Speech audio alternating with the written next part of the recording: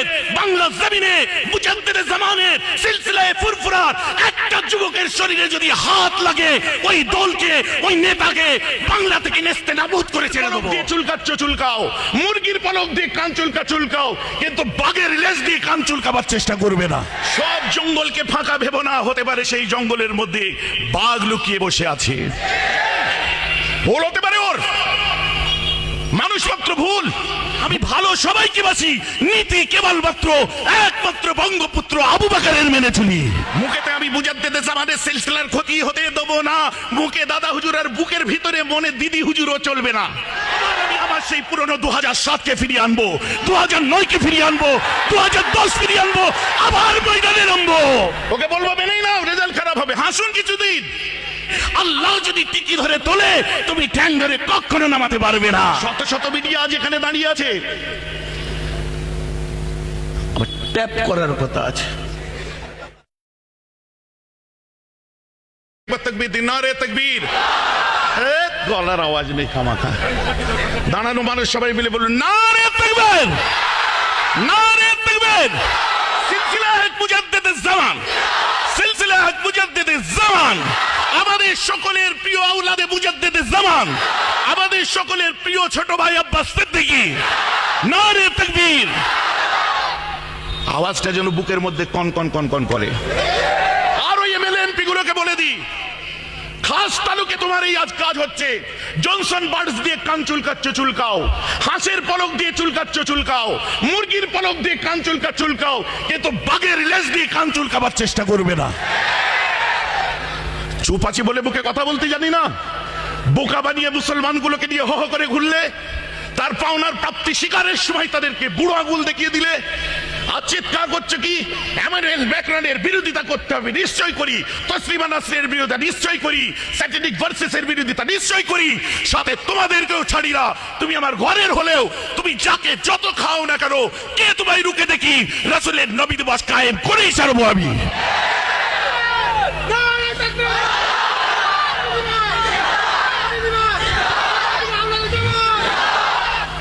আবার কথা আপনাদের খারাপ লাগছে নাকি? আপনারা ভাবছেন মেহরাব সিদ্দিকী অসুস্থ হয়ে গেছে, বাড়ির ভিতরে বসে গেছে। এখন একজন আছে, সবাই মিলে চেপে ধরি মাওলানা সমাজ, মৌলভী সাহেব সমাজ, হুজুরের দল, উঠতি মুবাল্লিগের দল, আমিরের দল, নেতার দল। আজ আমি পরিষ্কার ভাষায় একটা কথা বলে দিচ্ছি। ফার্সিতে একটা কথা আছে, যার বঙ্গ অনুবাদ হচ্ছে এটাই, সব জঙ্গলকে ফাঁকা ভেবো না, হতে পারে সেই জঙ্গলের মধ্যে বাঘ লুকিয়ে বসে আছে। আমি জানি ভুল হতে পারে ওর, মানুষ মাত্র ভুল। ভুল হতে পারে আমার, মানুষ মাত্র ভুল।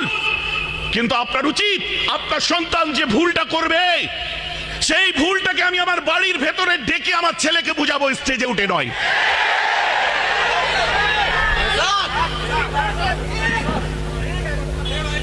বলিউডের 3টে খানের মধ্যে লড়াই চলছে দীর্ঘ বছর। কোনদিন লাইমলাইটে দেখেছেন? আমি বক্তব্য দিচ্ছি, ভাই ভাই মিল বিলাপ করো, বাপ বেটাই মিল বিলাপ করো, বন্ধু বন্ধু কাঁধে কাঁধ মিলিয়ে থাকো।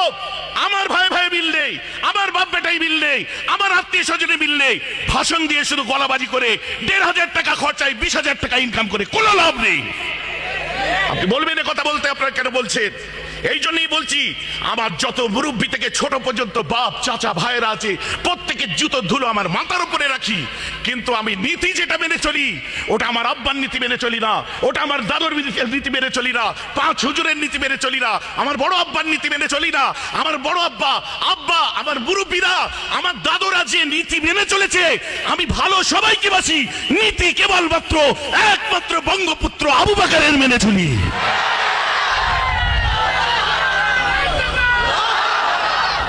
কথাটা আমার বুঝতে পারছেন? আফসোস লাগে, আপনার ফ্যামিলির মধ্যে, আপনার বাড়ির মধ্যে সেই প্রতিরোধটা গড়ে তুলুন যার জন্য কম বাঁচবে। সেই প্রতিরোধ গড়ে তুলুন, কম বাঁচবে। শুধু মুখেতে দাদা হুজুর বললে হবে না। মুখেতে আমি মুজাদ্দেদে জামানের সিলসিলার ক্ষতি হতে দেব না, মুখে দাদা হুজুর আর বুকের ভিতরে মনে দিদি হুজুরও চলবে না।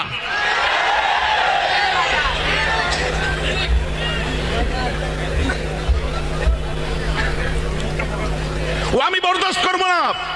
ভেবেছিলাম আর জলসা জুলুস করবো না, আর ময়দানে নামবো না। আব্বাস আছে সামলাবে, মেনাজ আছে সামলাবে, আমার ছোট ভাইরা আছে করবে, আর আমি ময়দানে নামবো না। কিন্তু আজ আমি আপনাদের সামনে ওয়াদা করলাম, আবার আমি আমার সেই পুরনো 2007-কে ফিরিয়ে আনবো, 2009-কে ফিরিয়ে আনবো, 2010 ফিরিয়ে আনবো, আবার ময়দানে নামবো।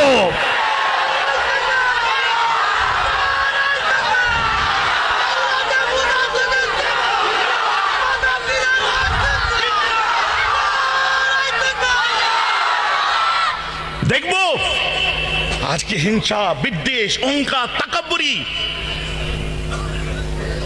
আজকে আমার সিলসিলার মানুষগুলোকে যখন মৌখালির ওখানে ওই যে কোনা এক্সপ্রেসওয়ের উপরে আক্রমণ করে দিল, ও তো আব্বাসের লোককে আক্রমণ করলো, ও তো মেহরাবের লোককে আক্রমণ করলো। যখন ওখানে আপনার আক্রমণ করলো, ও তো অমুককে আক্রমণ করলো। বলছে পার্টি করতে গেলে তো মার খেতেই হয়, পার্টি করতে গেলে তো মার খেতেই হয়। তো সেই কথাটা মনে ছিল না 2009 সালে? মনে ছিল না ভাঙড়ে 7টা উইকেট মুসলমানের পড়েছিল? মনে ছিল না 2010-এর কথা?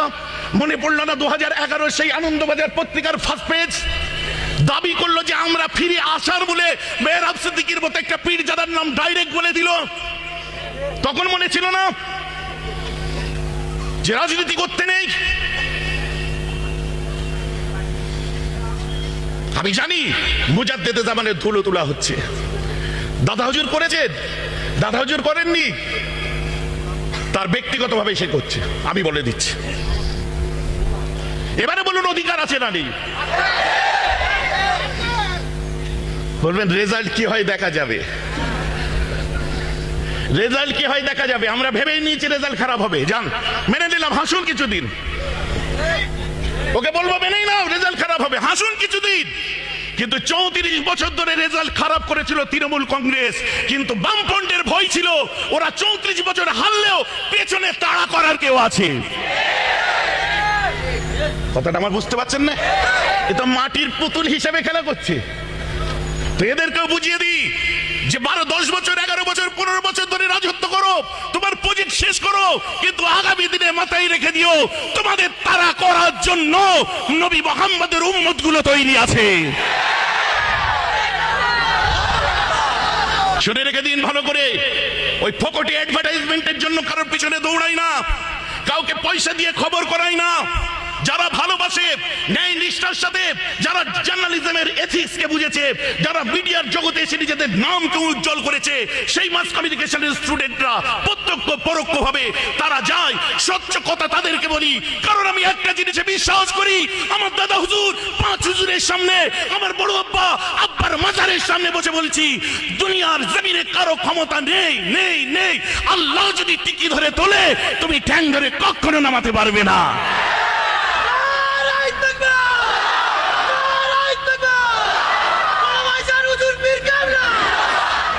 আল্লাহ যদি টিকি ধরে তোলে, তুমি ঠ্যাং ধরে টেনে কচু হবে।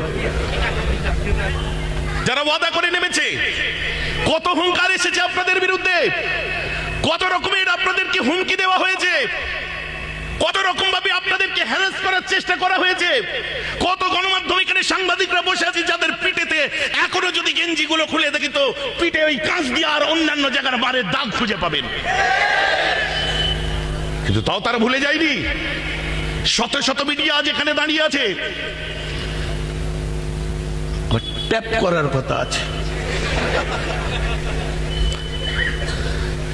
ভাষাটা ট্যাব না ট্যাপ কি আমি তো গুলিয়ে ফেলছি, আর একটু পড়াশোনা আমায় করতে হবে।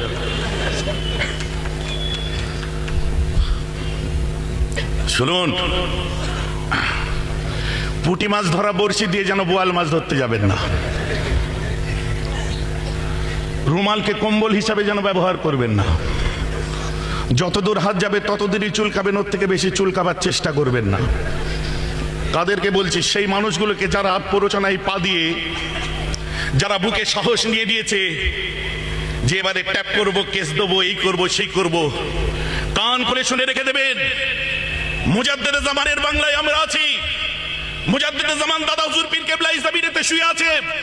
এই সেই ফুরফুরা জমিনেতে বসে আমি মেহরাব সিদ্দিকী আপনাদেরকে বলে দিই, আমার এই রেকর্ডিংটা নিয়ে যে নবান্নে বাজিয়ে দেবেন, এসপি অফিসগুলোই বাজিয়ে দেবেন, বিভিন্ন নেতাদের ঘরে বাজিয়ে দেবেন, মন্ত্রীদের ঘরে বাজিয়ে দেবেন, বাংলা জমিনে মুজাদ্দেদে জামানের সিলসিলায়ে ফুরফুরার একটা যুবকের শরীরে যদি হাত লাগে, ওই দলকে, ওই নেতাকে বাংলা থেকে নেস্তে নাবুদ করে ছেড়ে দেবো।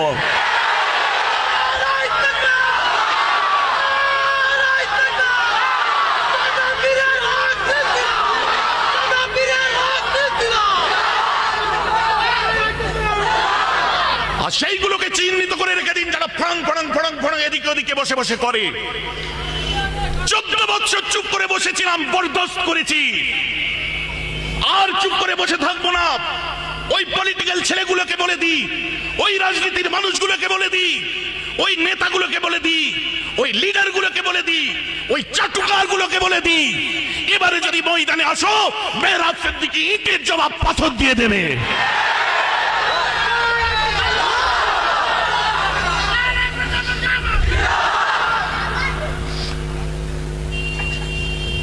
ভাবছেন কি আমি 4 দিন ঝান্ডা ধরতে শিখেছি, ময়দানেতে নামতে শিখেছি, জিন্দাবাদ করতে শিখেছি,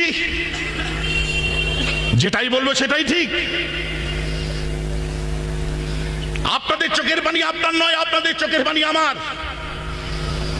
আপনাদের কষ্ট আপনাদের নয়, আপনাদের কষ্ট আমার। আপনি ভুল করেন, ঠিক করেন, আমার পক্ষে যান, বিপক্ষে যান, আমার বিরুদ্ধে কথা বলেন, সম্পূর্ণ আমার বিরোধিতা করতে থাকুন। সঠিক মুজাদ্দেদে জামানের যদি আওলাদ হই, প্রকৃত যদি কুরাইশ খানদানের খুন শরীরে থাকে, আপনি আমার দুশমন হলেও আপনার জন্য বদদুয়া নয়, আপনার জন্য দোয়া চাওয়াটাই পীর সাহেবদের কাজ। কথা ঠিক বলছি না ভুল বলছি? আজকে আদর্শ ভুলে গেলে হয়ে গেল। যারা ইসলামের বিরুদ্ধে সাঁতার কেটে বিভ্রান্তমূলক কথাবার্তা বলে, যে লেভেলেরই হোক, যে ধরনেরই নেতা হোক, লিডার হোক, বিচ্ছিন্ন করে দিন জনগণের কাছ থেকে তাদেরকে। কারণ আপনারাই লাঠি ধরেছিলেন পার্টিকে জিতাবার জন্য, বোম প্রথম আপনারাই চালিয়েছিলেন, বন্দুক প্রথমে আপনারাই ধরেছিলেন, লড়াই করার জন্য আপনাদেরকেই ব্যবহার করা হয়েছে। আপনারা লড়াই করেছেন, আপনারা মার খেয়েছেন, আপনারা লাঠিচার্জ হয়েছে, বাড়িতে আগুন লাগিয়েছে, মাথা ফাটিয়ে দিয়েছে, হসপিটালে ভর্তি করেছে। ওদের কানে বাজিয়ে দিন কথাটা, যারা মার খেতেও জানে, ওরা মারতেও জানে।